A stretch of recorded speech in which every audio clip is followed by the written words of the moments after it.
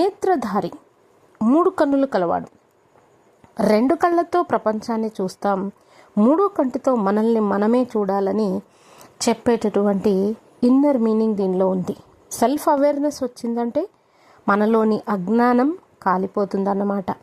ఇక జటాజూటం, అనియంత్రిత ఆలోచనలను ఒక దిశలో కట్టి పడేయడమే ఈ జటాజూటం సింబల్ అర్థం.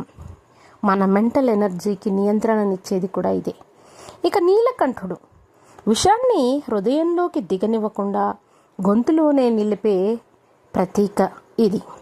అంటే మన విషయంలో ఆలోచిస్తే నెగిటివిటీని ఎప్పుడూ హృదయం వరకు చేర్చి దాన్ని పాడు చేయనీయకపోవడమే.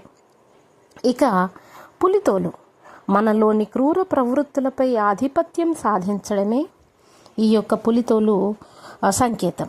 ఇన్స్టింక్ట్ మీద ఇంటెలిజెన్స్ విజయం అన్నమాట.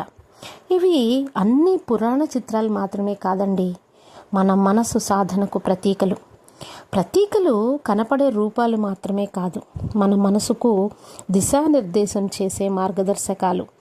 ఇక శ్మశానంలో సంచారం చేస్తాడే అని అంటారు. మరణాన్ని అంగీకరించిన వాడే జీవితాన్ని నిజంగా ఆస్వాదించగలడు. Final truth